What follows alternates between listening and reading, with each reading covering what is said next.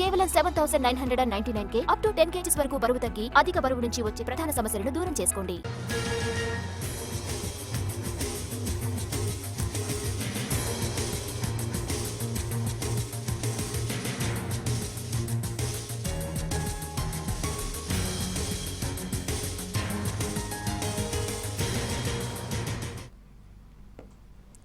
జీవిత ఖైదు పడ్డ rowdy sheeter Srikanth payroll వివాదం అంతకంతకు ముదురుతోంది. ఒక రౌడీ షీటర్ కి 2 సార్లు పెరోల్ ఇవ్వడం ఏంటి అన్న చర్చ జరుగుతోంది. దాన్ని 2 ఎమ్మెల్యేలు రికమెండ్ చేయడం, హోంమంత్రి గ్రీన్ సిగ్నల్ ఇవ్వడం అంతా కాంట్రవర్సీ అయింది. శ్రీకాంత్ పెరోల్ రద్దు చేసి నెల్లూరు జైలు నుంచి వైజాగ్కి తరలించినప్పటికీ కొన్ని ప్రశ్నలకు ఎప్పటికీ సమాధానం దొరకడం లేదు. ఇంతకీ Gudur MLA Sunil, Nellore rural MLA కోటంరెడ్డిని పెరోల్ కోసం ఎవరు అప్రోచ్ అయ్యారు? ఒకవేళ శ్రీకాంత్ ప్రియురాలు నడిగంటి అరుణ 2 ఎమ్మెల్యేలను అప్రోచ్ అయితే ఆమెతో 2 ఎమ్మెల్యేలకున్న సంబంధం ఏంటి? జీవిత ఖైదు పడ్డ రౌడీ షీటర్ కి పెరోల్ కి ఎలా రికమెండ్ చేసింది? హోంమంత్రి పెరోల్ కి అనుమతినిచ్చారా లేదా?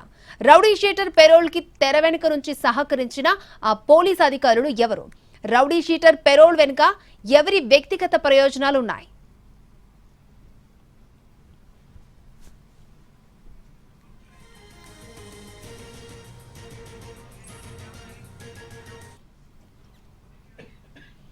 రౌడీ షీటర్ పెరోల్ వెనుక ఎవరి వ్యక్తిగత ప్రయోజనాలు ఉన్నాయి? ఏ పని మీద రౌడీ షీటర్ బయటకు వచ్చాడు? ఇప్పుడు ప్రభుత్వంలో పోలీస్ డిపార్ట్మెంట్ లో ఇదే చర్చ నడుస్తోంది. ఈ వ్యవహారంపై ముందు ఎవరు మాట్లాడొద్దని ఎంత కట్టడి చేసినా చర్చ మాత్రం ఆగడం లేదు.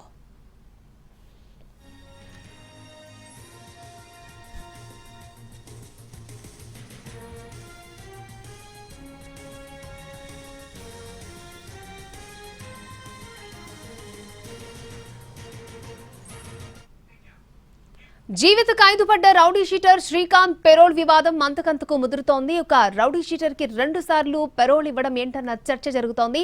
దాన్ని 2 ఎమ్మెల్యేలు రికమెండ్ చేయడం, హోంమంత్రి గ్రీన్ సిగ్నల్ ఇవ్వడం అంతా కాంట్రవర్సీ అయింది. శ్రీకాంత్ పెరోల్ రద్దు చేసి నెల్లూరు జైలు నుంచి వైజాగ్కి తరలించినప్పటికీ కొన్ని ప్రశ్నలకు ఎప్పటికీ సమాధానం దొరకడం లేదు. ఇంతకీ Gudur MLA Sunil, Nellore rural MLA Kotamreddy parole కోసం ఎవరు అప్రోచ్ అయ్యారు? ఒకవేళ శ్రీకాంత్ ప్రియురాలు నడిగంటి అరుణ 2 ఎమ్మెల్యేలను అప్రోచ్ అయితే ఆమెతో ఆ 2 ఎమ్మెల్యేలకు ఉన్న సంబంధం ఏంటి?